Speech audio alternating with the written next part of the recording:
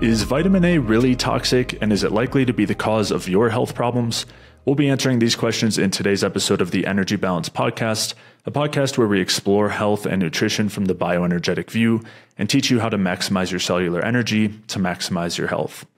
In today's episode, we'll be going over whether vitamin A toxicity exists and whether it's something that you need to be worried about. We'll be discussing whether Grant Genero's claims about vitamin A deficiency are valid. We'll be talking about whether vitamin A is actually a poison rather than a vitamin. We'll also go over what we think about the current state of the Repeat Forum and the research on vitamin A deficiencies and whether vitamin A deficiencies do in fact exist. As always, to check out the show notes for today's episode, where you can take a look at the studies, articles, and anything else that we reference, you can head over to jfeldmanwellness.com/podcast. And with that, let's get started.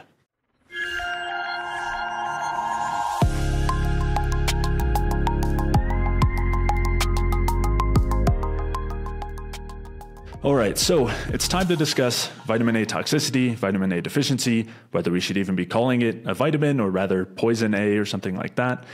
And that's for a handful of reasons. One, I mean, the kind of, I think both of us have worked with clients and seen in the ether people discussing this idea of vitamin A toxicity and people blaming this for their health issues and spending sometimes years trying to resolve their health issues by reducing every possible amount of vitamin A in their diet or beta carotene or even other carotenoids and going to pretty extreme lengths. And obviously, as many people in the bioenergetic sphere know, the Repeat Forum has essentially been taken over and rebranded as, Vitamin A Toxicity Forum. And that's really the main focus there. And the kind of original or the actual Repeat views have largely been censored. Discussion about any disagreement here and any idea against the vitamin A toxicity perspective is generally censored or has been censored in many cases. So this is something that's not only gained a lot of popularity, but is also just worth discussing because it's kind of in the zeitgeist at the moment. So we're going to be discussing that today. We're going to be focusing mostly on Grant Genero's perspectives and some of the claims he makes in his book and also in interviews. And that'll kind of be our focus for today. This will probably be a two-part episode or two-part series. And then in the future, we'll dig into more like kind of other branching aspects of vitamin A metabolism, what our actual recommendations are, considerations, looking at vitamin A or retinol versus beta carotene, and tons of other, interactions with other vitamins and minerals, interactions with hormones like thyroid, and tons of other factors that are really important to consider. But for these episodes, starting today, we're just going to be focusing on some of the claims regarding vitamin A deficiency and whether it actually exists, as well as vitamin A toxicity, and again, some kind of interrelated claims that are made there. But we're not going to dig into all those other factors. Otherwise, this would end up being an extremely long series. So we'll break it up a little bit and start with these. And Mike, I'll let you go ahead here and share any other thoughts as far as an introduction to these topics. So I think this has been a long time coming, this refutation of Grant's work. And there's a ton of glaring problems even before you read Grant's book, Poisoning for Profits, that are important to point out. But I think this episode that we're going to do is really going to get into the meat and potatoes of Grant, like what Grant's arguments are that people are using to promote this anti-vitamin A stuff. And the reason why we decided to actually go into Grant's work, and to be honest, at least for me, it was extremely painful to read because it was not very well researched, nor was it very well logically laid out in terms of the arguments. But people will tell you, oh, you just need to read the book. You just need to read Poisoning for Profits. You just need to dig in. And so what we decided to do is all right, we'll take you up on that offer. We'll jump in here. We'll go through the content. We'll go through Grant's arguments, and we'll see, do they hold validity? And I've made videos on this on my own YouTube channel where I said, look, I'm open to the idea that maybe the threshold for toxicity of vitamin A is lower than what is commonly established. And then let's kind of figure out where that is. And maybe Grant has a case. But upon reading the book, as you guys will see in this episode, the case is pretty poor. Now, before we even get into the specifics, to the nitty gritty, there's a couple things that I think are really important to dial in here and talk about. And I've talked about this in previous videos, but on my own channel, but I think this is really important to set up here is number one, the mentality inside the low vitamin A sphere is not a scientific, open-minded mentality. It is a closed-minded, borderline cultish mentality that's being cultivated, where people are being banned, where they're being censored, where their perspectives are being shut down without consideration. And you have one side of this camp saying, look, you just have to basically trust the science here. You have to just read Grant's book, and any type of refutation that you bring to it, they just shut down and say, oh, you just don't understand. You didn't read the book. Oh, you're pro-establishment or whatever the thing is. And there's not really a good conversation being had about that. So that's problem number one, is the conversation is being shut down, and it's being done so on the Ray Peat Forum behind Dr. Peat's name, which is extremely disrespectful to his message, because this is not something he promoted, and it's laughable that anybody would even associate this with his name, because the quality of work to promote this anti-vitamin A stuff is kindergarten compared to what Dr. Peat's work is, and the understandings and information that Dr. Peat's presented. And I'm not exaggerating that. I'm objectively, like when we go through the arguments and we talk about the stuff here, it's going to be pretty laughable. It's going to be pretty poor to even compare them to Dr. Peat's work, and to even say like, oh, this is what we've been waiting for. We need to merge the low vitamin A stuff with Dr. Peat's work, and it's going to make all this huge difference. It's like the low vitamin A stuff doesn't even hold a candle to what Dr. Peat has talked about. So that's another thing. You have this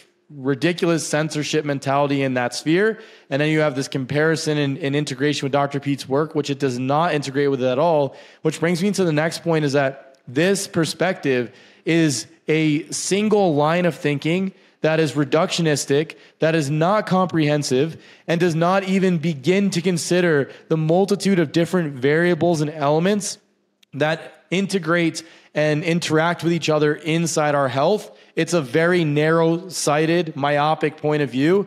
And it's not even realistic when we start looking at these things. So that's another piece. Now, this is not to say that we are gaslighting people who are saying, I feel better when I went on the low vitamin A paradigm. This is not an assault on people who are just trying to get better, right? And the people who are just like, I did the low vitamin A and it works, and they haven't really delved through the research. It's not to say that it didn't work for them, but it is to say that maybe it's not because of the vitamin A. Maybe it's because of a variety of other factors that have been shifted besides just vitamin A by itself in this low vitamin A diet that is having people have a ton of different benefits for their health. Maybe they don't do well with dairy. Maybe they were dealing with some metabolic issues and they didn't handle tons of saturated fat. So when they switched to more monounsaturated, lower fat, they did better. Maybe they needed more fiber because the bioenergetic diet is very low in fiber depending on how it's set up. So there could be a multitude of different things. And to be fair, inside Grant's book here, he specifically says, and he's literally points out in the studies, oh, you should only change one variable at a time. And then we have this low vitamin A diet, which changes greater than 50 variables simultaneously for people. And like, oh yeah, it was just the vitamin A. Now, I don't think Grant necessarily is saying to people like, this is the diet that everybody has to do, and that this is how you set up the experiment. But separate from Grant's arguments, the people in the sphere are promoting the changes to the diet and saying, hey, look, this is because of vitamin A purely. And I'm not necessarily 100% sure that Grant's making those arguments. So I don't want to straw man him and ascribe those arguments to him. But the mentality and the culture in the sphere is promoting that idea. And I think that we need to be clear, like even Grant is saying, look, we don't want to just, we want to change one variable at a time and then go from there. And then I also think there's some pretty problematic elements going on in here with these ideas of detox and these unfalsifiable hypotheses where we can't really get a good gauge on people's vitamin A status and even ability to determine that they were toxic, because the variety of symptoms is pretty broad that people are ascribing to toxicity. and there's not really good metrics to determine toxicity. And then people are changing 50 different variables and then turning around saying, hey, like now I'm getting better, so it must have been the vitamin A. And even further than that, there's this weird dichotomy that's set up that if you get worse, it's because of detox. And if you get better, it's because the vitamin A stuff was correct. And it's like that is like a unfalsifiable perspective. Like there's no way that you're wrong because it's either detox or it's working. Now, I'm not saying that Grant is saying this per se, but again, the culture and the sphere that's promoting that is highly problematic from a scientific perspective. And then from Jay and I perspective, like where we can't really gauge how are we what is making the difference for our clients? Like how, if you can't gauge and you can't have some reasonable metrics of understanding how, if people are improving because of some intervention, then you can't really say that intervention is the thing that's working. And especially when you start to look at the timelines, detox timelines of years, it's like you're going to really dedicate 4 or 5 years to your detox thing, this hypothesis, without really having a good way of testing it, and then say that it's the vitamin A stuff. It's like, what happens if it doesn't work 5 years down the line? Then where are you at? It's like, was it the vitamin A?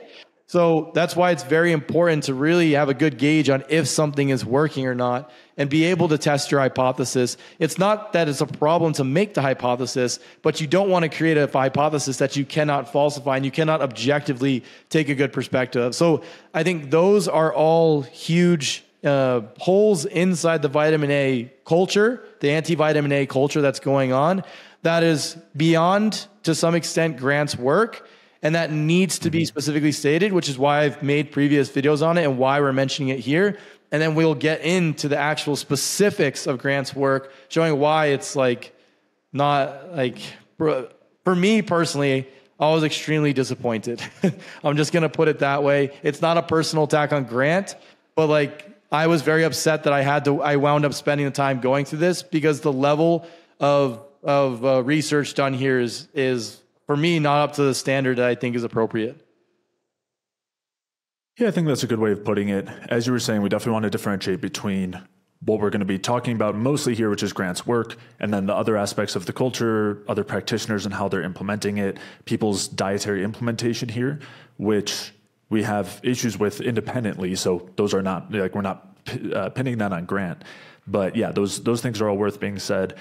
Kind of going back through a couple of things you mentioned, if we're going to kind of take on this idea that this is a multi-year long journey and, you're going to have these detox effects over time, you're going to feel worse and all these things, then it better be built on a really good foundation because you're dedicating and kind of giving up huge portions of your life and lifestyle during that time in the name of improving. And if it's built on a really rocky or weak foundation, very questionable foundation, then maybe we don't want to take that sort of approach that's going to come at a significant cost and take a huge amount of time before you acknowledge that it is maybe not working.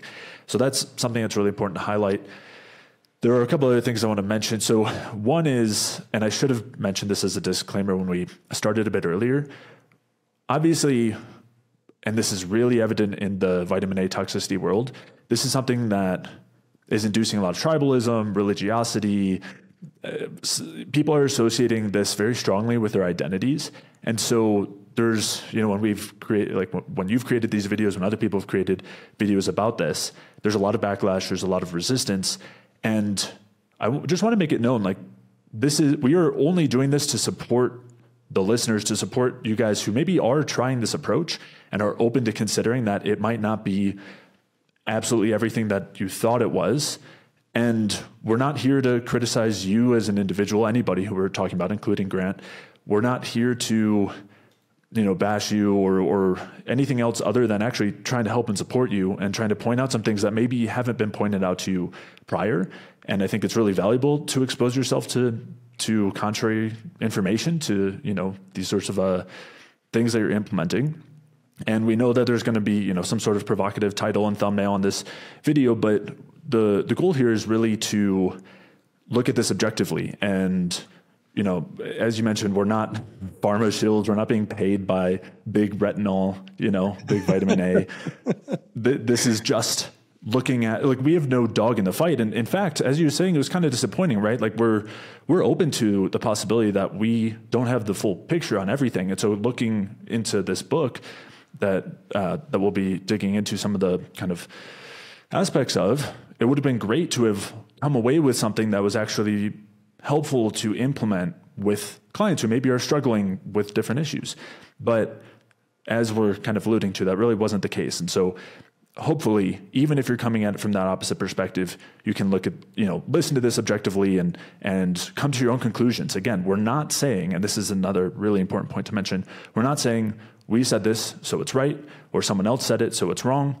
Come to your own conclusion. We'd highly recommend you look through the different studies that we cite and detail. And it's also a really, something we talk about a lot on the podcast is the ability to think critically and evaluate different perspectives. And it's a really important skill, because if not, you will just jump from one extreme diet or cult-like, intervention to another. Yeah. And tribe. And it's an invaluable skill to be able to look at what somebody's saying critically. And as you said, we need to have a hypothesis that's testable and falsifiable, but we also need to consider the logic that's being used, the thought processes that are being used, the bias that's being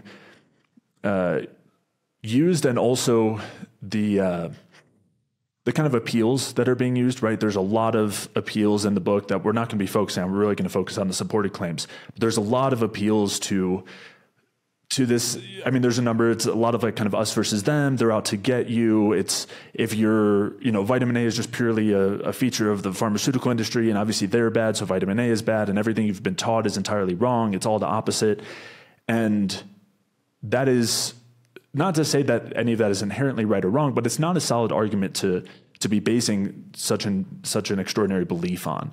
And a lot of the support provided are weak arguments like that. Again, we're going to be focusing on the stronger arguments made, but hopefully this is an example of can be used as a lesson in terms of how to evaluate something maybe more critically, and hopefully to not be swayed by something like this in the future. I think the biggest thing, and the two biggest things that stood out to me in the book, there's a lot of fear mongering. So it's like, look at all these terrible things that vitamin A did to these animals. And it's like, oh, wow, like that's really bad. But then it's like, what were the dosage used, right? What's the dosage? So it's like you get past the fear and then and minimize the fear response, and then start to look into specifics. And I think even like the other components, that another factor that was used in the book heavily was this matter of fact. Like, of course, anybody could figure this out. Like, this is just so obvious, this type of mentality. And I see this even inside some of the other practitioners in the sphere, like talking down to people as if like, of course, it's just this, like, don't you know? And it's like, no, we don't know. You and I didn't know that, like the perspective, like it wasn't clear that vitamin A was just toxic. So it's like, no, we don't know. And we're going to figure it out. And we're going to go through and look at this and not, it's, for me, that was something that I think initially really rubbed me the wrong way, is this mentality of the people. And this is not necessarily Grant doing that to the audience when he speaks per se. In the book, there's a degree of this, but there's other practitioners in the sphere who, and even on the Repeat Forum, some of the people on the Repeat Forum talk to people like, of course you should know this. If you don't understand this, like, I don't know what's wrong with you, this type of mentality. And that's not helpful. This is not, like, the goal is to figure out what people need to get better. What do they have vitamin A toxicity? Because it definitively exists. So do you have it? Do you have a reasonable context where you could have developed it based on your dosing of liver and vitamin A supplements and the different dietary camps you're coming from and multiple other factors? Like, we're going to talk about that. Is that something that's relevant to you, or is it not really relevant in your case? Because those would be important things to determine. Not just, yeah, everybody has it. Of course, this is the problem. Like, how do you not know about this? Even my grandma could figure this stuff out. Is like, those are not rational arguments. Those are not arguments at all. That's just, and then even inside the book, the sad part about this is, and there's a lot of stuff that we're not going to specifically cover from Grant's work, is because there's no support for it.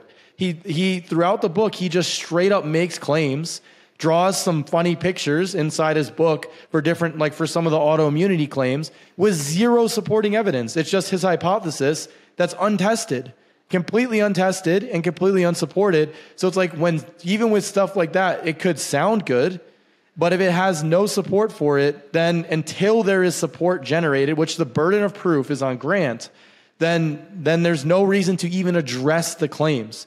So that's what we're going to do now, is we're going to actually address the specific claims where support was provided, so that we actually have something of substance to interact with. Because that's what it needs to be. It's like, okay, you're saying X, Y, and Z occurred in this way. Here's the studies that you're using. Let's look at those studies and see what you're saying.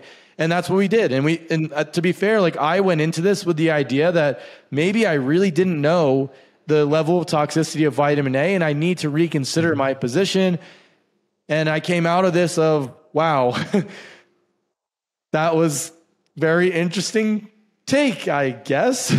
So I think the silver lining was we get to dive in a little bit more into the metabolism of vitamin A and start to understand just like what the actual safety threshold are in detail, which can be helpful and also give people some perspective.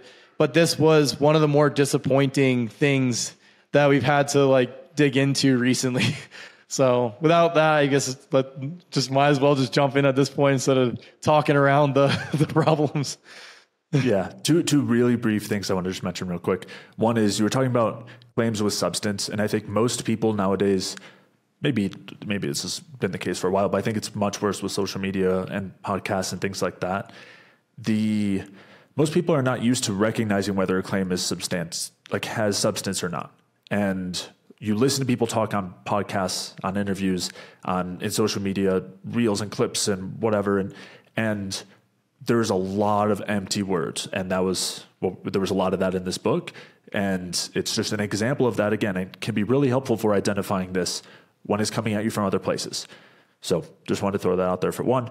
And then the last thing, in talking about the Repeat Forum, just closing that part out, we wouldn't care what happens there and what kind of censorship there is and who's running it and any of the other, and whether they call it vitamin A toxicity or not, if it wasn't associated with Ray's name, if it wasn't called the Repeat Forum. And also if lots of people don't still go there to learn about Ray Peat and his perspectives. I mean, the Repeat Forum has always had its pluses and minuses. It's always had its faults, but it's gone to quite the extreme.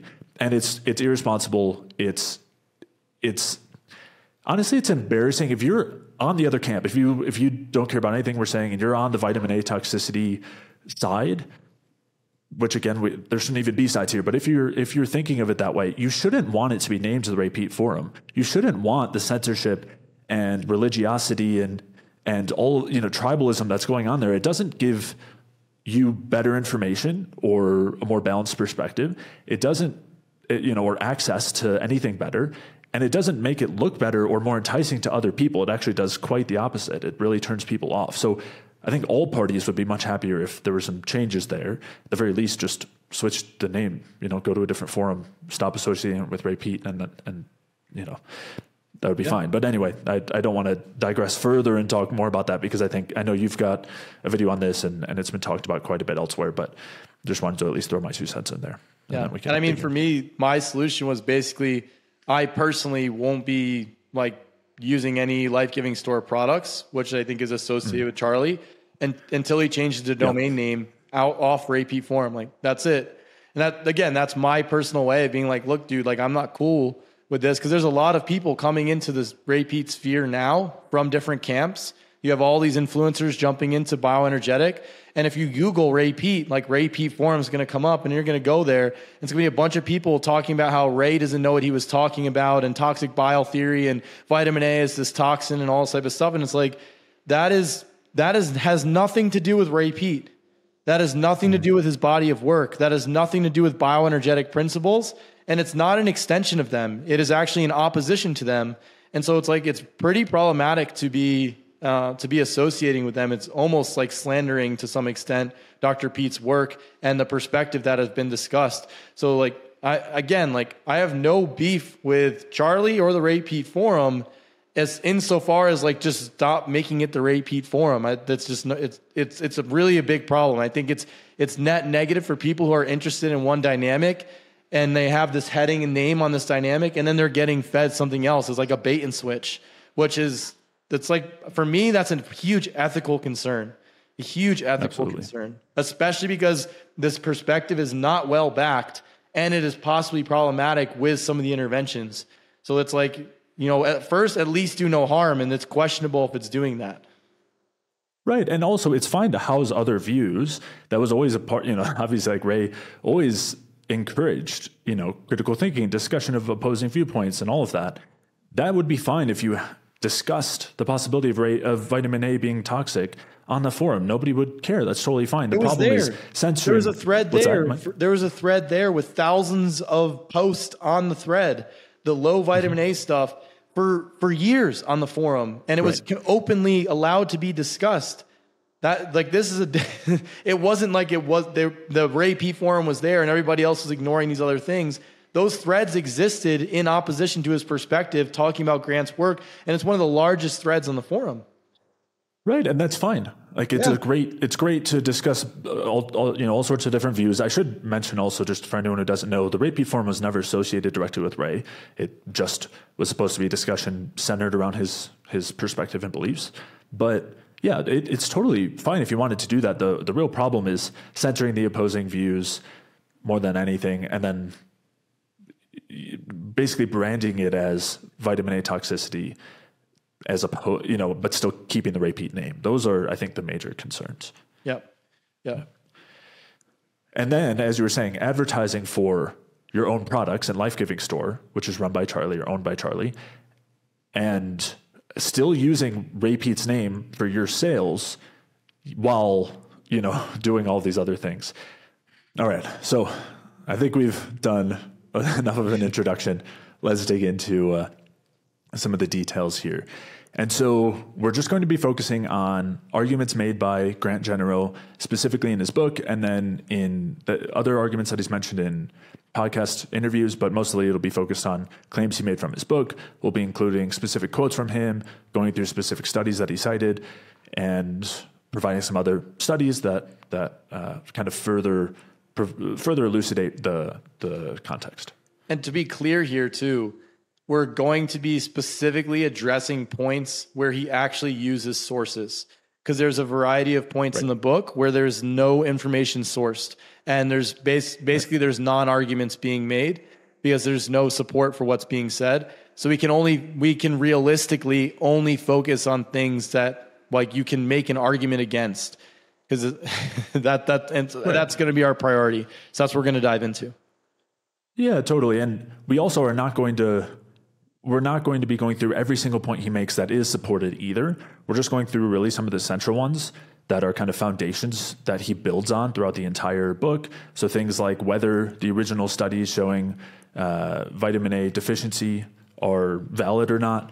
We're going to be going over the other studies on hypervitaminosis A. We're going to be talking a little bit about retinoic acid and other metabolites. It's really just going to be the central points. It's definitely not worth going through anything more in there. If as the listeners, you felt there were other claims that were really well made and you want us to discuss those, we'd be happy to, but it felt like this was more than adequate. And so, we're just going to be focusing on those. And of course, as you've mentioned, but just one last thing, this is totally not at all personal to Grant. This is just talking about the information, and we'd be happy to discuss this with him too. If he wants to come on, we can discuss any of these things, and that's not a problem. So, yeah. Awesome. All right. I know for the listeners, if they're interested in vitamin A toxicity, it's likely that they're dealing with lasting health problems. And when it comes to creating the optimal diet for resolving these chronic health issues, there's a lot of conflicting information out here, as we're discussing. And that's why I've created the Energy Balance Food Guide. It'll help you determine exactly what to eat to optimally support your metabolism and help you lose weight, improve your digestion, get amazing sleep, boost your energy, and more. It's a one-page infographic, and it organizes food on a spectrum based on how effectively they support your metabolism. And it also has a separate spectrum that adjusts the scale for you in the case that you're dealing with various digestive symptoms, and it accounts for various factors there. The food guide makes it extremely easy to get started with a bioenergetic approach to optimizing your health. So head over to jfeldmanwellness.com/guide to download your free Energy Balance Food Guide. So we're going to start out by digging into the original studies on vitamin A deficiency. These are studies from around 100 years ago, at least the initial ones, even a little bit more than 100 years ago. And basically, Grant argues that many of the early studies demonstrating vitamin A deficiency were very heavily flawed. They didn't actually demonstrate vitamin A deficiency, and there were a number of confounding variables to the point where basically there's no support for vitamin A deficiency. That's his kind of primary claim. And so we're going to share a couple of quotes here and then go into some of these studies.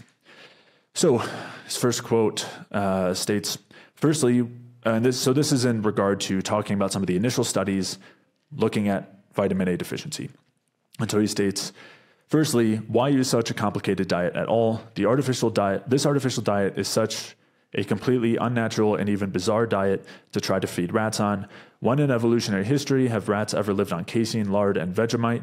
Isn't it a tad presumptuous to think that this human-designed diet is going to be instantaneously adapted to by rats?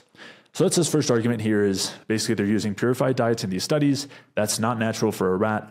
And so the kind of implication is that invalidates these studies because the diet is not going to be adapted to by rats, and it's very different from their kind of evolutionarily consistent diet. Now, there's a lot of things that you could say here. I think the clearest kind of refutation is that these purified diets are used in thousands of studies. Basically, anytime you're trying to look at the impact of different levels of vitamins or minerals or nutrients on an animal like a rat, they feed purified diets that are nearly the same as they were in the 1920s. They've changed a bit. They've evolved a bit over the years. They look nothing like what anybody, a rat or any other animal, would eat in the wild. And yet, when given this diet, they're totally fine. The rats live a normal life. They don't have disease. They don't die early or anything else. And it is at least good enough that it allows researchers to manipulate the levels of different vitamins, minerals, whatever they'd like to do, or other aspects of the environment with a fully controlled diet, and then see the impacts of those other things. This is a diet, again, that has been tested in thousands of studies. If it was inherently a problem for rats, it would not be used. First off, it would invalidate many thousands of studies, but they wouldn't still use it because they would see that the rats were getting diseases and dying when they were on this. This is just kind of the basic control diet. And so, I mean, that's like the kind of clearest thing. I don't think it's worth digging into whether you can adapt to a different diet and things like that. I mean, it's no a one is saying non-argument. this is the idea. This is a non-argument. There's no argument against this. There's other studies where rats are eating relatively similar diets and do completely fine. And then, if you take this perspective, you can pretty much invalidate almost all rat research.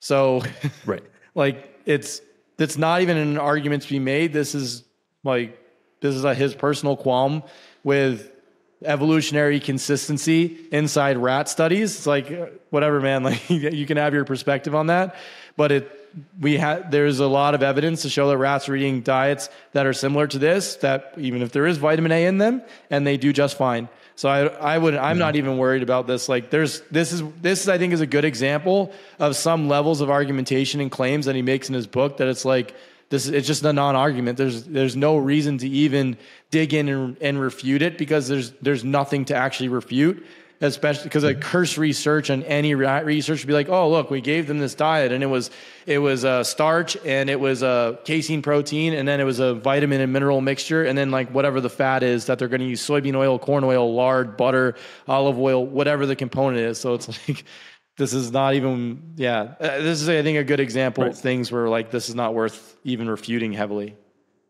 Right. And if he were to say, well, then you do need to invalidate all of those thousands of studies that have been done in the last hundreds of years using these purified diets, you would have to support that the purified diets are problematic in these studies, that's actually shown that the control rats with no manipulation just on the purified diets are not normal and healthy or are like severely diseased and ill. And that just isn't the case. So Yeah, let's move on. Even in his vitamin A studies, where they give them more vitamin A with these diets, they are healthy and they have children and all types of stuff. It's like, come on, man. Pups, like, maybe. I don't know about children, but yeah. Pups, whatever you call baby rats. Yeah.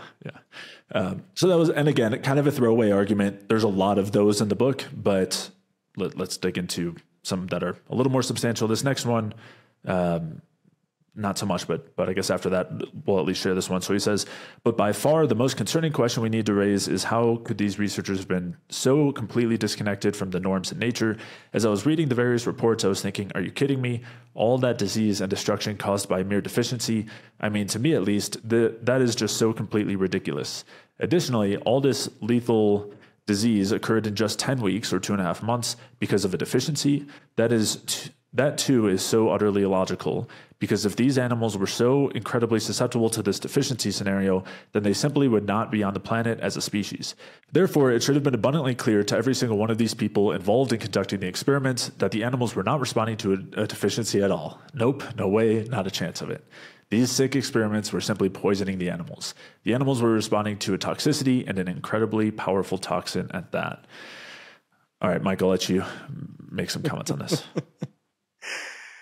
I mean, I think there's a couple things here that are like, there's tons of throwaway arguments. So I'm not even going to get into those, but there's a couple things here that make this like a kind of a ridiculous statement. So one, we have other toxicities, right? Scurvy, beriberi, pellagra, which cause devastation to animals in similar timeframes, if not shorter, and in humans.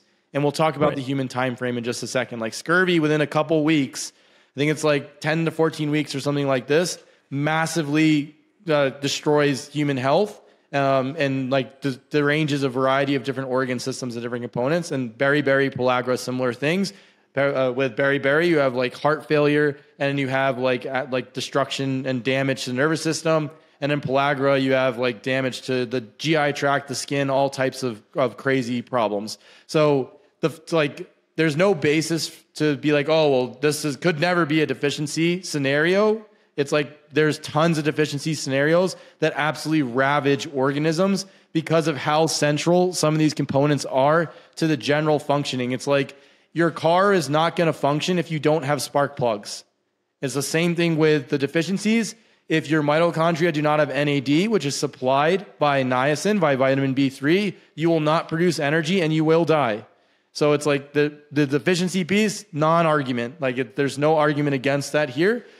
The next thing is, it's like these are where we're seeing all this stuff is like it should be abundantly clear to every single one of the people involved in these experiments that the animals were not responding to a deficiency. It's like, actually, it is abundantly clear that they are responding to a deficiency, because when you add the components back into the diet, the toxin A, back into these diets, which we will go through in the studies, the animals get better.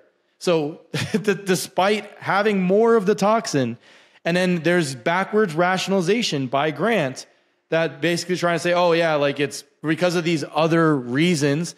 And this level of argumentation here runs in opposition to the argumentation he tries to make later when they're setting up these diets. So basically what he's saying here is like, are the diets disconnected from the norms in nature in rats? Sure, but rats are still healthy to a large extent eating these diets.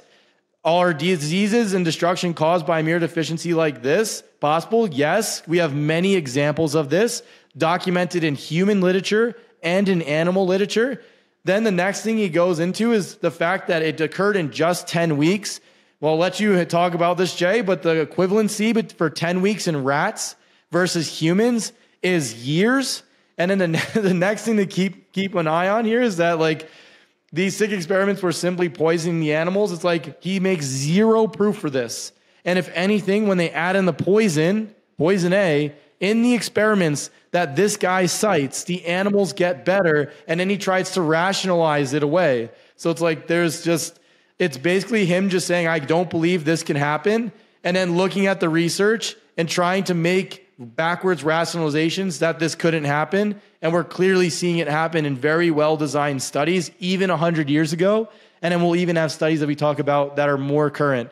So again, like this is a great example of 90% of the book is Grant just sitting there saying, I don't believe this could happen. These researchers should have obviously seen that this couldn't be the case, and then not providing a single shred of evidence, and then looking at the studies and making backwards rationalizations. And again, I'm not just saying this, we're going to show you this, but there's a lot of logical flaws in here.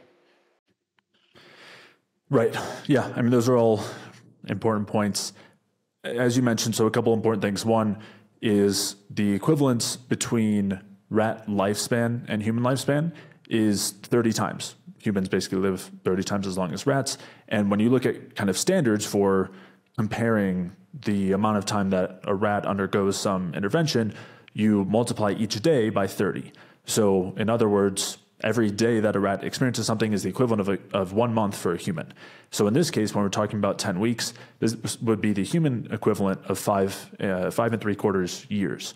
So this is not at all a short period of time considering the lifespan for a rat. So that's one thing to consider. As you said, there are lots of deficiencies that can be induced in short periods of time, even in humans. So not talking over 5 years or nearly 6 years in humans, but just in a matter of weeks. So that alone is not a reason why this isn't a deficiency. Of course, deficiencies can occur in short periods of time, more so with non-fat soluble vitamins. So it is true that in a human that has good vitamin A stores, you're not going to create a deficiency in 10 weeks. That's because we store a lot. And that's something that they note with the rats as well, which is a lot of the research, they're looking at very young rats that are not yet adults, because if they have them having enough vitamin A up until the point where they're adults, it takes way longer to create a deficiency because a lot of vitamin A gets stored during that time. So if you're talking about a young rat especially, it's very easy to cause a deficiency in a short period of time. And this is not a short period of time that he's mentioning here. No. Almost 6 years in humans, it'd be the equivalent of depleting humans with vitamin A for 6 years, which you can deplete them much sooner than that. And they have studies looking at this directly and like bringing the stores of vitamin A in the liver down. And they're doing that through radio labeling. We're not going to cover that here, but there are studies looking at that. Yeah, definitely.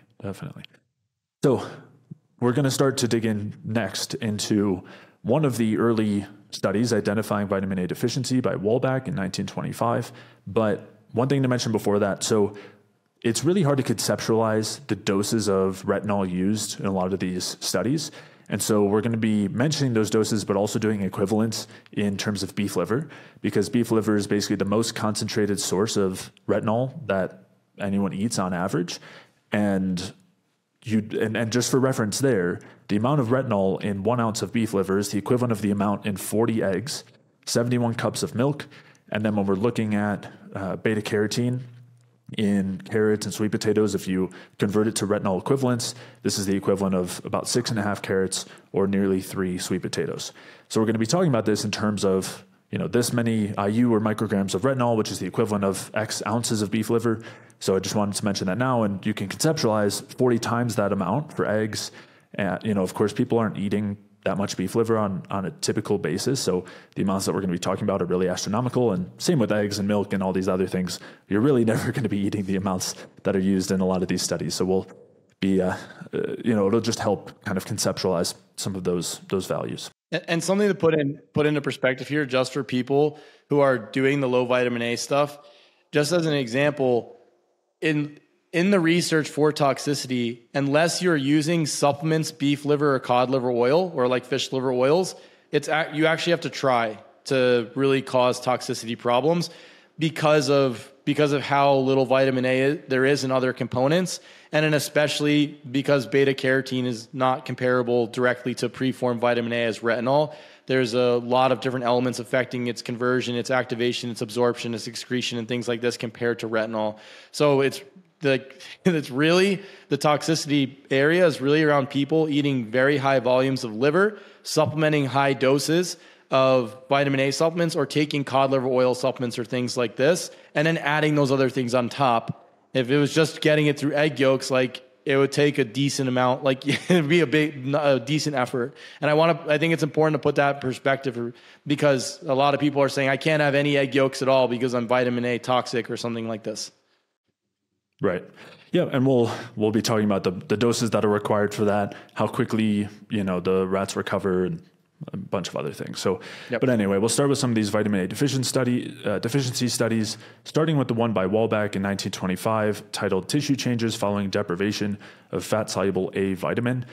And this one Grant has some qualms with that we'll discuss, just to kind of set the stage. So the way this study was set up was that both rats were put on a vitamin A free diet, both groups of rats. And the diet consisted of casein that was treated to remove the vitamins. We'll come back to that. Starch, salt, lard, and brewer's yeast. And then also like a mixture with salt and some other vitamins, I believe, or that might have all been in the brewer's yeast. And then the control diet was the exact same as that, except they used butter instead of lard, considering that butter has more measurable retinol in it compared to lard. So basically two groups, both on this purified diet. One has butter, which is supposed to be the one that has vitamin A, and then one has lard. And what they found was that the rats on the group that was on just lard developed signs of vitamin A deficiency, which have since been acknowledged and replicated. Things like poor humped posture, emaciation and a lack of growth, atrophy of organs, and then also death for a number of them. Whereas when they were on the control diet, they didn't have any issues. And if they took rats that were on the vitamin A deficient diet, the lard diet, and switched them over to the control diet, there was pretty immediate reversal of the negative effects that were brought on by the lard diet. Now, as Grant points out, this experiment is not perfectly constructed. Part of that is because it was done in 1925. Not every single vitamin and mineral had been identified at that point. It was hard to isolate things, so they had to use things like butter or lard instead of exact measurements of something like a vitamin A supplement. We will be going through studies later that very clearly show what happens with and without vitamin A, and they don't use something like butter instead of lard. So it really removes all those confounding variables. But even in this study, the lengths that Grant goes to kind of refute it are pretty significant and far-fetched. It's quite a stretch. And so we're just going to talk about those, and many of the claims he makes, his kind of refutation, are pretty much invalidated by many other studies that we have. So I'll let you go ahead, Mike, and start out with the first argument made by Grant, which is that the casein that they used would have had retinoic acid in it because there would have been retinol in the casein and it would have been converted to retinoic acid when it was basically process to remove the vitamins, where they add ethanol and maybe they heat it up or I don't remember the exact processing, but anyway, that's kind of his first argument here. Yeah. So I think the biggest and most glaring consideration here with the casein front is that both groups were fed casein. So both rats received casein in both the lard group and the vitamin A group. And so Grant's argument is that when you heat the casein up, they basically were heating the casein up to strip the vitamin content from the casein to really make sure that the casein doesn't have any vitamin A at all, then that they were creating retinoic acid. But there's a couple problems with this. The first one being both groups got fed the casein, so the rats should have both technically gotten the toxicity symptoms, which both groups did not. So that's problem number one. And that's pretty much a mic drop from the get-go. There's other arguments that he makes to kind of backwardly rationalize the perspective, and we'll talk about those. The next thing is the actual vitamin A content of casein, especially if it's been stripped, is negligible. It's absolutely negligible. Even if there was a portion being converted to retinoic acid, the amount would have had to have been infinitesimally small because the amount already in casein is small, and then they also were treating it to remove a portion of the vitamin A. So that's the next problem. And he doesn't even cite anything to show that there's a high amount of retinoic acid in casein. He just basically says that retinoic acid doesn't fluoresce. And so they wouldn't be able to tell the content of the retinoic acid in casein if you were to test it through a fluorescence or a chromatography. So maybe there's some in there, even if the overall vitamin A content is lowered. So it's, again, not really a significant argument being made here. And it's very easily refuted, even beyond going in depth research. Once you see both groups received casein. So it wasn't like one group got casein and one group didn't. So then you could prove the poisoning perspective. And if the retinoic acid was that toxic, then it should have technically poisoned both groups. So there's, again, a lot of glaring problems with this setup. Yeah, so a lot of good points there, and I'll just kind of add some clarification and dig into some details. So as far as the casein argument, what he's basically saying is there is retinol in casein. When it was processed, that retinol would have been converted into retinoic acid, but the retinoic acid is not able to be measured, so you don't actually see any vitamin A in the casein. So they test it for retinol. They say there's no retinol in there, but it must have all been converted to retinoic acid. Well, we know that that's not the case because in new studies, basically since 2010, where they are using vitamin A free diets with casein, they don't actually treat the casein anymore to reduce the vitamin A because they find that it's not necessary because there are only trace amounts of retinol in the vitamin A to begin with. So this is a quote from a study titled Diet in Vitamin A Research from 2010, and they state, standard casein is used, vitamin-free or vitamin-tested casein and alcohol-stripped casein are more expensive and were not found to be necessary since the retinol content is extremely low. So could there be a very tiny amount, basically immeasurable, of retinoic acid in the treated casein? Yes. Could that possibly be responsible for the toxicity here? That is extremely far-fetched if that is the claim that someone's making. And again, you can make the argument that there's an extremely low amount or that there's casein or that there is retinol in the casein, but Grant doesn't cite a single study to show that. And that's because, at least from what I've seen, it doesn't exist because the amount is basically negligible. It's such a trace amount that you can't find anything showing that you have this many milligrams of retinol per 100 grams of casein or something like that because it's negligible. And you can look at the vitamin content and mineral content for casein and for tons of other things. It exists. There's a reason why the retinol one doesn't, and that's because there's basically no retinol in there. So this is a pretty far-fetched argument and is acknowledged now because they do vitamin A deficiency studies with just standard casein. So that's one thing to consider. The other thing, as you were saying, is if this was so toxic, the amount of retinoic acid in the casein, then not only in this study, but in other studies where all the groups are using the exact same casein and there's no change in lard or butter or anything like that, you would see that toxicity present, and that doesn't happen. Even when they're using the treated vitamin-free casein, there's no situation where it's ever been shown to cause that toxicity. And he makes the argument that the reason you don't see that in the butter group is because the saturated fat and cholesterol, or the extra amount of those, which we'll talk about, is protective enough that you're not actually going to see the toxicity. But there are tons of other studies, some that we'll go through and others that we'll cite, that use the same vitamin-free casein without any extra saturated fat or cholesterol between the groups. Some of the studies use very, very low amounts of saturated fat and cholesterol. They use seed oils and things like that. And yet there's no toxicity seen in the control groups from the vitamin-free casein. So it is a very clearly poor argument as far as the retinoic acid concern in the casein. There's no argument, basically. Right.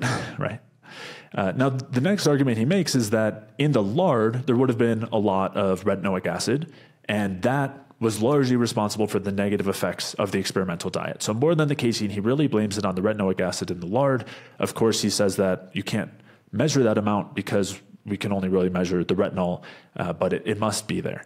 And then he basically is arguing that by reducing the lard and providing the butter, which does have retinol, he's just saying it's not as bad as the lard, and there are some extra saturated fats and cholesterol in there, that the butter is so protective, and as you mentioned, partially by allowing for the emulsification of the retinoic acid from the casein that the diet's already had, that is why the diet with the butter is so protective. That's why there's no toxicity issues. That's why they recover so fast. And so I'm just going to share his quote stating this. He says, "It should be very clear that it was not so much the substitution of butter into the diet that had promptly ameliorated the disease conditions. Rather, it was the removal of the lard with its hidden retinoic acid. The researchers had simply removed one of the primary sources of the retinoic acid toxin from the diet. Therefore, while being fed lard, the rats were simply being poisoned to death. However, I have no doubt that the higher density fats and cholesterol of the butter helped significantly by emulsifying the retinoic acid hidden within the casein. The beneficial and protective aspects of these fats would have far outweighed any additional risk its own vitamin A content would have presented or may have presented." Now, two things to note here. One, we're going to be looking at other studies where there's no lard with its hidden toxic retinoic acid. So there are lots of studies, and we'll go through a couple showing vitamin A deficiency without that. And then the other thing is he says that the butter would have protected against it despite that it actually has retinol. You're adding retinol in, but there's an increase in saturated fats and cholesterol, and the amount is pretty small. Basically, in lard, you have about 40% saturated fat, and it might have even been more at the time of this experiment. And in butter, you have about 60% saturated fat. And then cholesterol, you go from about 95 milligrams per 100 grams to 215. So you're increasing a bit of saturated fat and cholesterol, but you're also adding in retinol. And he's basically arguing that that is protective enough that that is going to fully ameliorate all of the negative effects, removing the lard and providing the butter. We'll come back to that. But one other thing that you touched on is that emulsifying the retinol actually increases its potency. And so this is shown in studies looking at retinol in different preparation.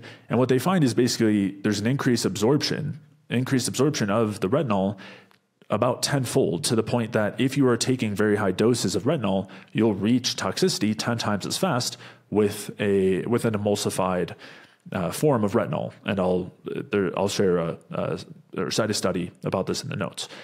And that's normally looking at retinol, not retinoic acid, because retinoic acid is already it's already a bit more water soluble than retinol. The amount of increased absorption is less. So it wouldn't actually be tenfold of an increase in absorption, but there would still be an increase in absorption because the emulsification of a fat soluble substance allows us to better absorb it.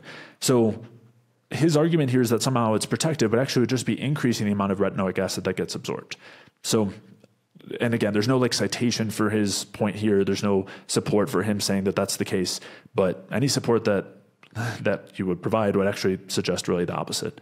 So that's kind of the main things, but there's two other things to mention. So if providing the butter and removing the lard can completely protect against the retinol content of the butter and the retinoic acid content of the casein, then for one, how toxic could the retinoic acid in the casein and the retinol content in the butter really be? And if we, in terms of all of us are vitamin A toxic, we need to remove every source, it sounds like we could be totally fine as long as we're having a bit of saturated fat and cholesterol, even though those actually increase the absorption of retinol and retinoic acid. But as long as we've got a bit of those, we don't even have to worry. We can fully reverse vitamin A toxicity pretty rapidly.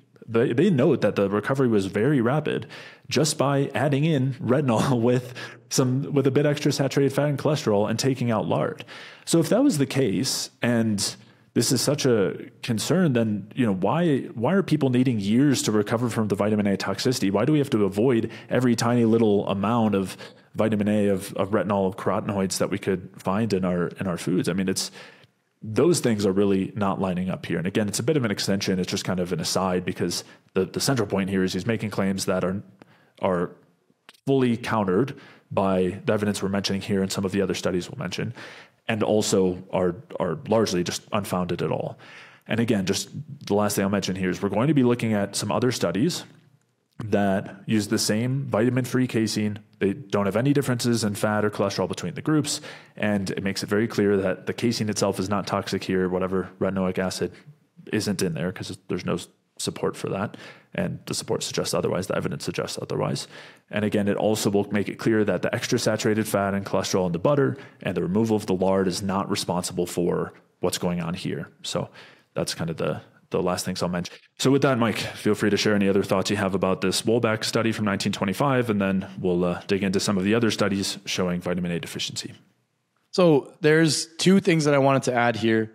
One is that Grant talks about the development of retinoic acid in lard, which we actually don't know the actual content, but he says that it develops because the lard is heated and exposed to oxygen. The butter in the study, they specifically say was, let's see here, they say control rats in the same diet, but with butter fat prepared from fresh butter by melting and washing it in hot water in place of lard grew normally and have been maintained in normal healthy condition for a year. So basically they heated up the butter. So technically the butter, which it was heated up and exposed to oxygen and has a much larger retinol content than does lard, should also have created some degree of retinoic acid, which would have meant that the butter should have further poisoned them, right? Because you have a higher retinol content with arguably or possibly more retinoic acid concentration in the butter than the lard. And then the next thing is Grant actually cites the retinol content or the vitamin A content of lard. There's a very old study where they look in this from Herb et al. And they say, according to Herb et al., lard contains 0.5 to 2 IU of vitamin A per gram, which is of the same order of magnitude what we found in beef fat, mutton, and fat mixture. So basically, the lard content is extremely low in vitamin A, or the vitamin A content in lard is extremely low.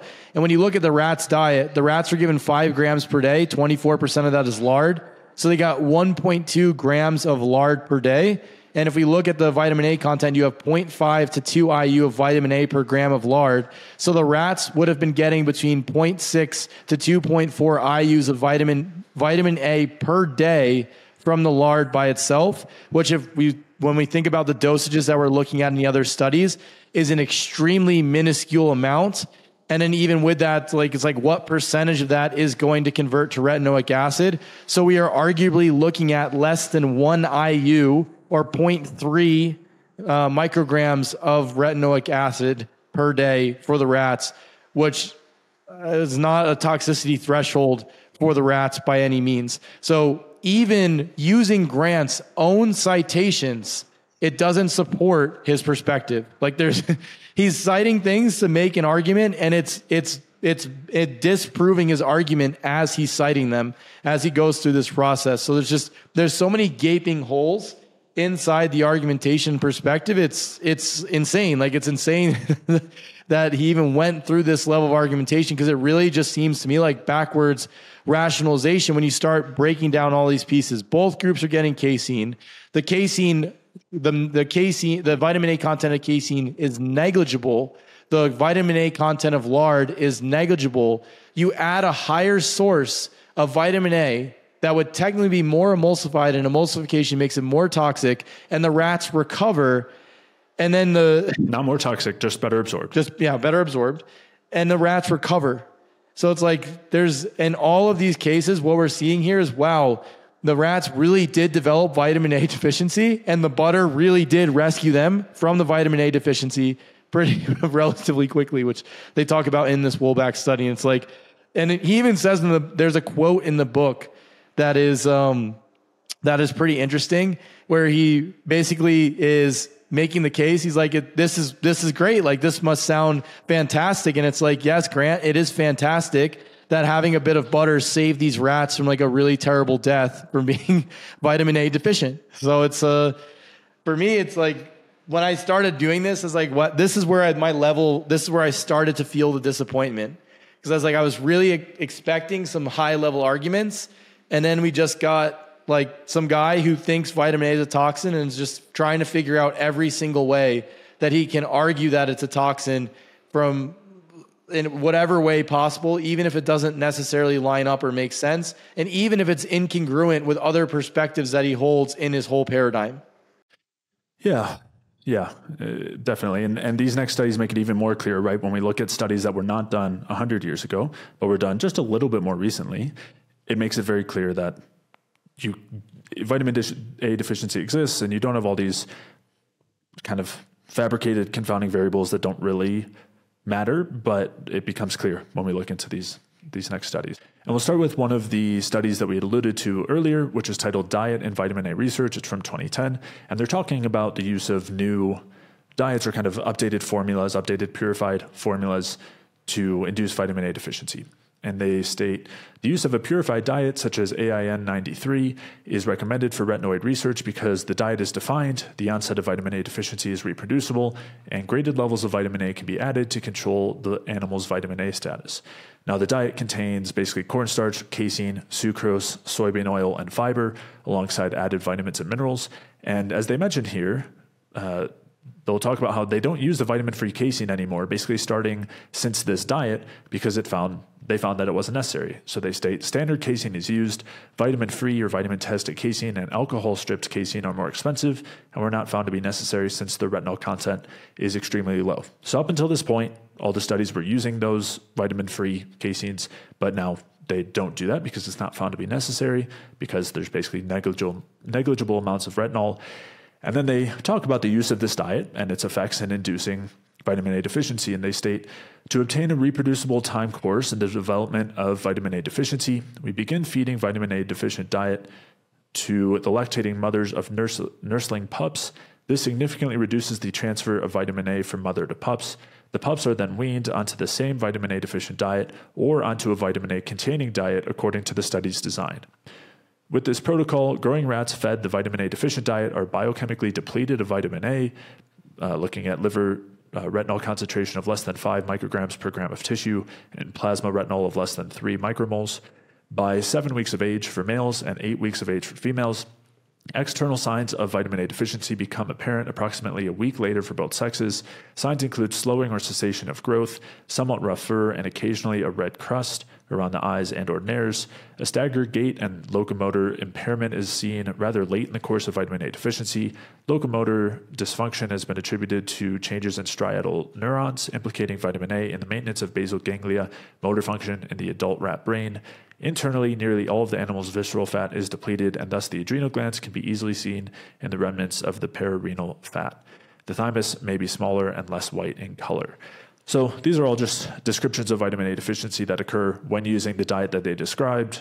Standard casein, not vitamin-free, plus those other aspects of the diet, the cornstarch, soybean oil, so don't have to worry about the saturated fat and cholesterol, sucrose, fiber, vitamins and minerals, which are now all identified, unlike 100 years ago. And you take that same diet, give it to both groups. With one group, you add vitamin A independently, and the other group, you don't add any vitamin A, and they don't add it in something like butter. They just add it maybe typically in the same soybean oil, or sometimes they use cottonseed oil, and then they'll give the same amount of cottonseed oil to the other group to make sure it's fully even.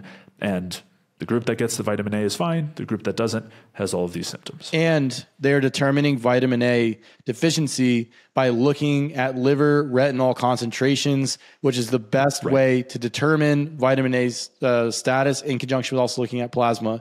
So they are truly determining vitamin A deficiency, and they are only changing one variable here, and that is whether they are adding vitamin A into the fat or not. But there's one thing, Jay, that you need to know that's very important, is that sucrose has a hidden source of retinoic acid, and we have to change the carb source here. You can't use sucrose. The cane sugar it steals retinoic acid and puts it inside of itself. But even though both groups have the sucrose, that's still a problem here. Yes, because the casein is actually protective of vitamin A because it binds it up and then it protects it inside the body. Right. Yeah. Right. It's just like you should have known this, Jay. You should have known this. It's obvious. It is obvious. I'm sorry. My grandma could have figured this out, Jay. Yeah. Yeah. All right. On to the next one. I'll kind of start off and explain the background of what they're doing in the study, and then you can get into some of those details, Mike. So this study is titled "The Biological Function of Vitamin A Acid." And so in this case, we're starting to look not just at vitamin A deficiency and retinol, but also replacement with retinoic acid. And they are looking, they do 2 different experiments looking at the kind of replacement of retinol versus retinoic acid in deficiency. In the first experiment, they're using retinoic acid, which basically has been shown to prevent all the effects of vitamin A deficiency except for night blindness. And it also doesn't actually increase the stores because the vitamin A gets stored as retinol. So they then are extremely deficient when you stop the retinoic acid. So we'll dig into that. And then the second experiment, they were just looking in more detail with more animals and comparing the effects of retinol versus retinoic acid. So in this first experiment, they were using decently high doses of the retinoic acid in order to determine its effects in terms of replacing the vitamin A deficiency, and they mentioned that. In this first quote, they state, "Since in these experiments we were interested only in maximal effects of vitamin A acid, excessive doses were given. 3 feedings a week provided a dosage level equivalent to at least 50 micrograms a day. If you look at that dose and then consider the size of the rats, which was 66 grams for the biggest rat. The other ones were smaller. But if we just assume they were all 66 grams and you convert that to a human equivalent dose, we're looking at 8,600 micrograms a day. And for an average weight human, 70 kilograms. And it's basically the equivalent of about 3 ounces of beef liver a day or 120 eggs. But essentially, we're talking about a pretty good dose here of retinoic acid. Obviously, if it was toxic, you would expect negative things to happen as opposed to positive. But that's not at all what they found. So, Mike, do you want to go ahead and share that? And we'll also dig into the figure associated with the graph. Sure. They said 2 animals, litter mates, were placed on a deficient diet, supplemented in one of them with vitamin A acid as described. Both animals grew at about the same rate for 5 to 6 weeks. Then the unsupplemented animals stopped growing, rapidly lost weight, and died on the 57th day of the diet. The other animal continued to grow regularly and appeared to maintain in prime condition, as a photograph taken on the 157th day of the diet intended to show. This animal, though normal in weight and appearance, was highly night blind. And they were repleting with retinoic acid, as you mentioned, Jay, but the retinoic acid doesn't actually store like retinol does. So the animal, if it does, it can run out of the vitamin A relatively quickly because it doesn't actually have a high amount of tissue stores. Right, exactly. And they show it nicely here in that first study looking at these rats in figure 1, and they basically have the rat that was given no supplement, and you see the weight increased, and then starting maybe around day 35 or so, weight started to decrease, and then the rat died, which is the X, and then you see the rat given the retinoic acid, the toxic retinoic acid, that did totally fine. Now, based on that experiment, they then wanted to look at this with a lot more animals as opposed to just the 2 litter mates. And so in the second experiment, they state weanling rats were divided into 3 groups, all placed simultaneously on the standard vitamin A deficient test diet. One group was supplemented with vitamin A, the second with vitamin A acid. Both were dissolved in cottonseed oil. And the third group was given the same amount of cottonseed oil alone. No confounding variables in this regard. The growth of these animals is shown in figures 3. For the first 5 weeks on the diet, all 3 groups grew about equally. Then the unsupplemented animals stopped growing, declined rapidly in weight, and by the end of the 8th week, all had died. The animals receiving supplements of vitamin A and of vitamin A acid, that's retinoic acid, grew equally well throughout the experiment of 140 days. And they have a nice graph here showing that.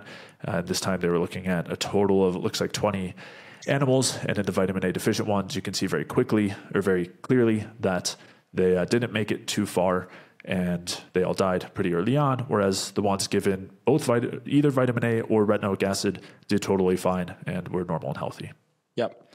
Yeah, and they died about the same time as in the other group, in the other study, right? The other one was 57 days. At the end of 8 weeks is about 57 days. Right. Yep, good point. So, and the other thing is those rats in your figure, at the end of the study goes up to 140 days there. 140 days. They're still alive after that. They just stopped the study at 140 days. They're doing days. totally fine. Yeah. So it's pretty toxic stuff. And what the dosage of, does it mention here the dosage of retinoic acid? Yes. It's the same. It's the same 50 micrograms. Okay. So just to put this into perspective, with Grant's claims around lard, the lard contains, again, about 0.5 to 2 IUs of vitamin A per gram of lard, right? And so the rats were fed a gram, basically 1.2 grams of lard in the study where he was saying that the lard was inducing the toxicity. So it's not, basically you're giving a much higher dose of retinoic acid here to rats, like that is measurable, and it's not killing them or creating a high level of toxicity or any of the symptoms. Whereas Grant was trying to claim the lard was causing the retinoic acid in the lard was causing this problem in the previous study. It's like clearly it wasn't, especially when we start to compare the actual dosages.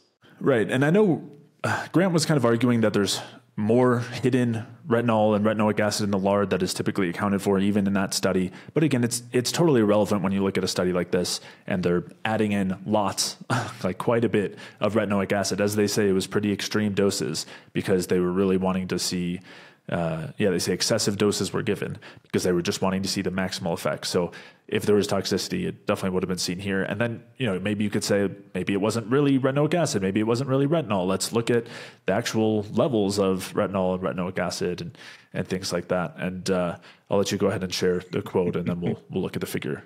They say, vitamin A content in the liver was measured and correlated exactly with diet with retinol, but in those supplemented with retinoic acid, the liver retinol content was actually still depleted, and there was no evidence of retinoic acid storage either. Without the retinol storage, the rats on the retinoic acid diet had immediate symptoms from stopping retinoic acid, whereas with retinol storage, it takes longer before symptoms appear.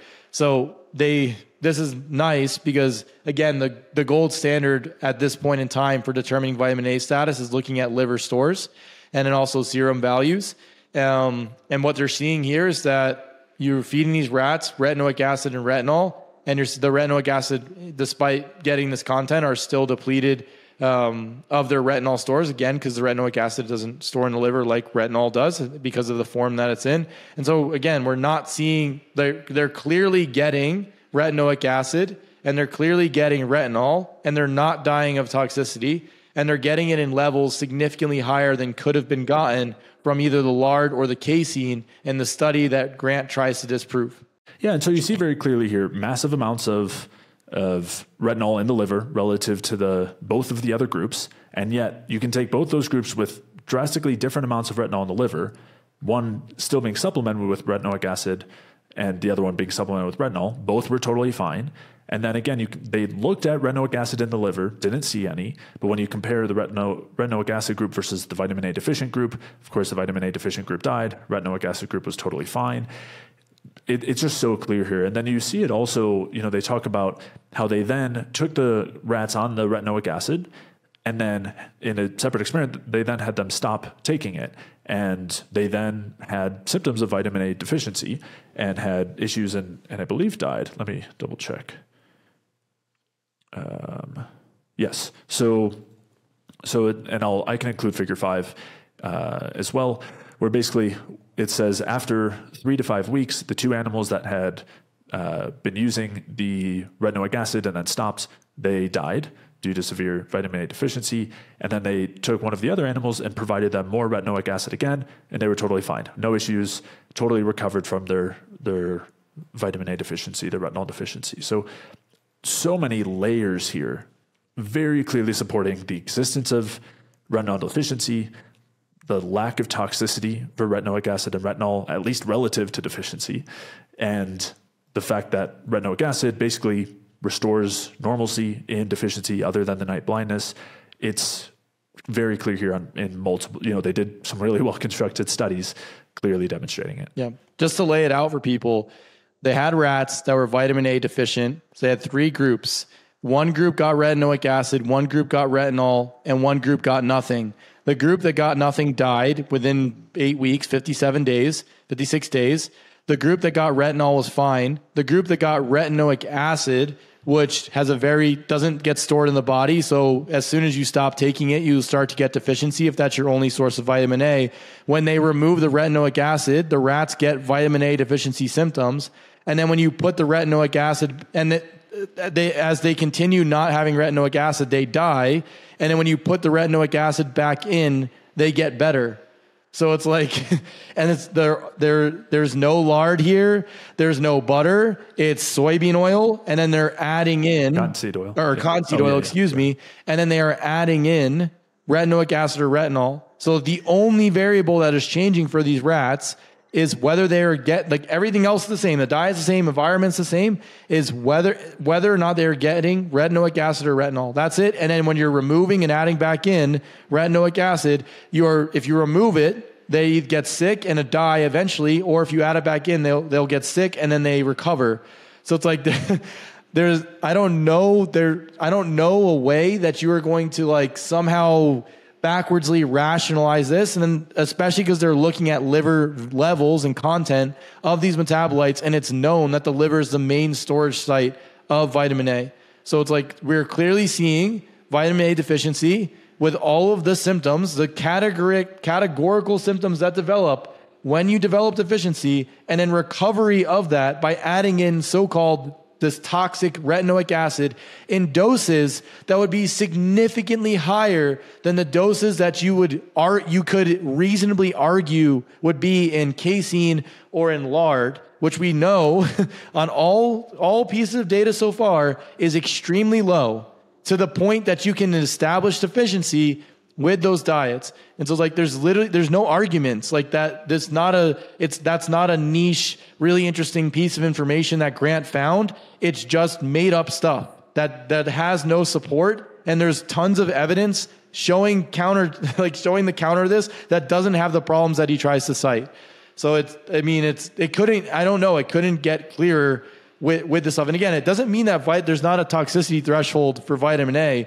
It's just that we do see that there actually is vitamin A deficiency and that it does improve these symptoms. And that it even at some of these dosages that Grant would consider toxic are not even close to toxic in the animals. If anything, they develop normally, grow normally, and they don't have these same level of health problems. So it's like, these are multiple nails in the coffin.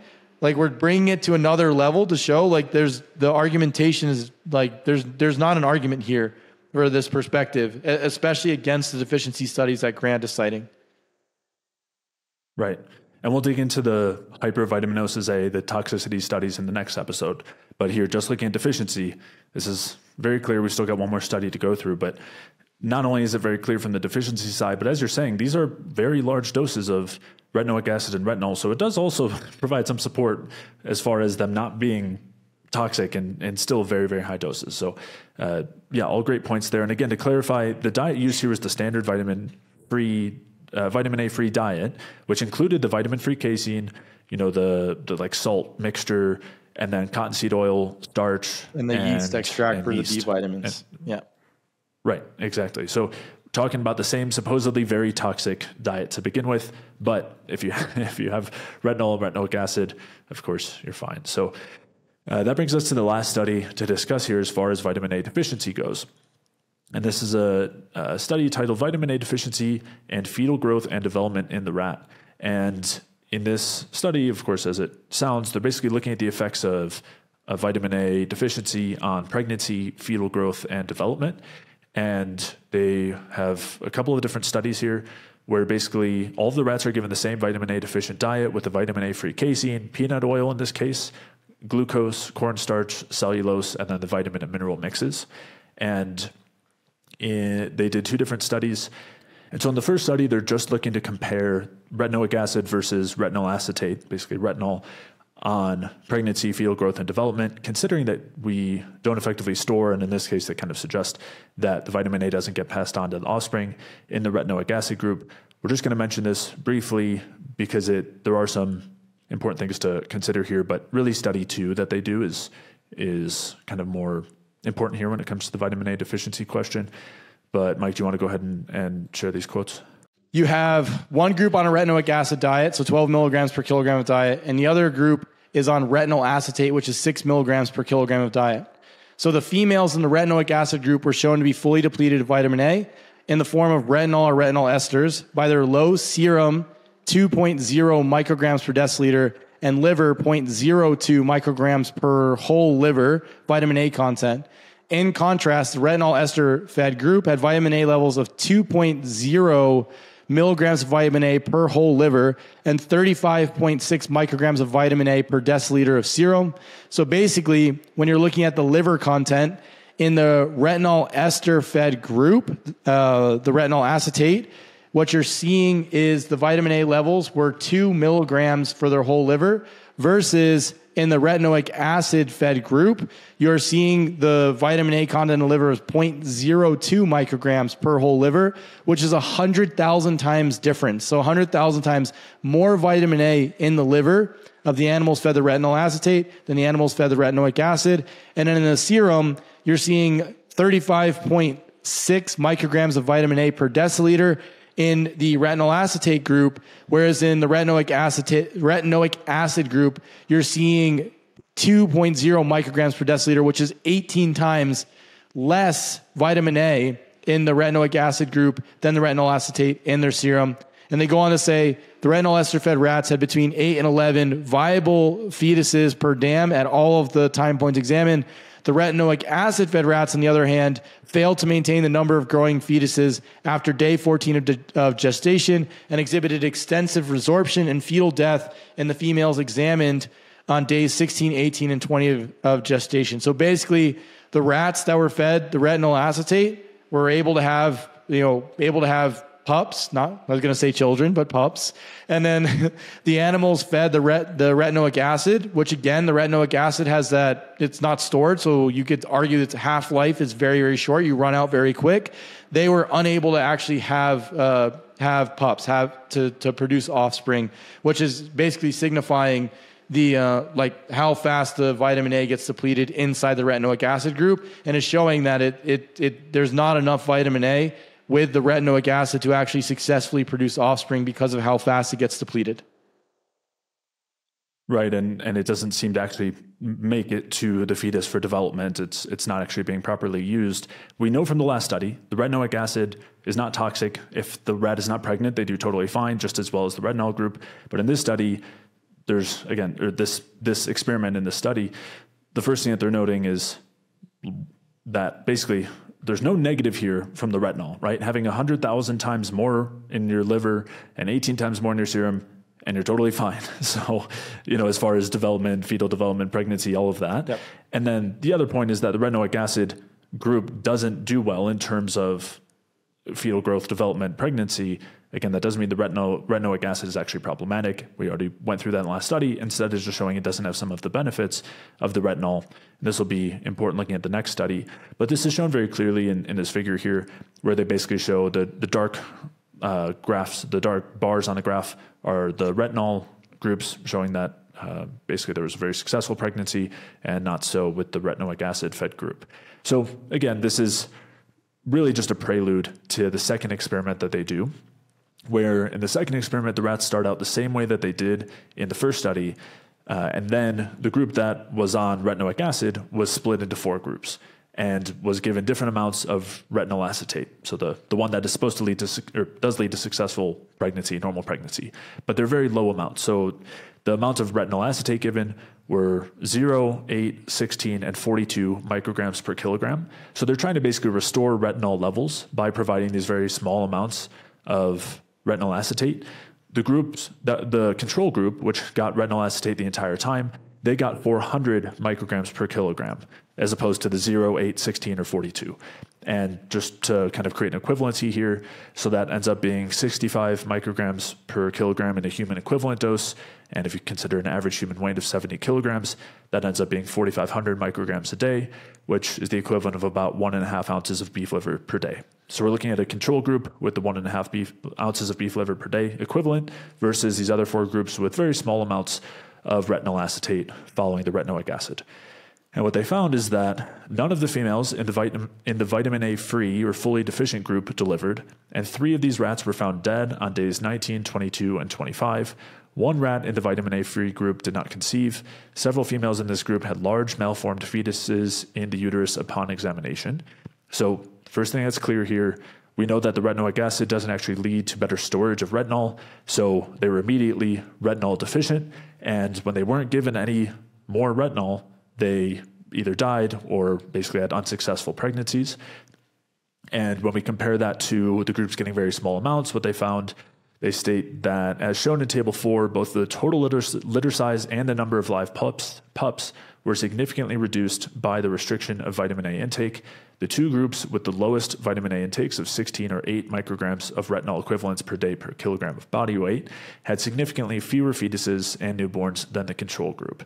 And they have this all written out here in Table 4, where they show different characteristics here between the groups. So we have on the left the control group, which, remember, they were getting the equivalent in human doses of 1.5 beef liver ounces per day, but this was 400 micrograms of retinol equivalents per day per kilogram.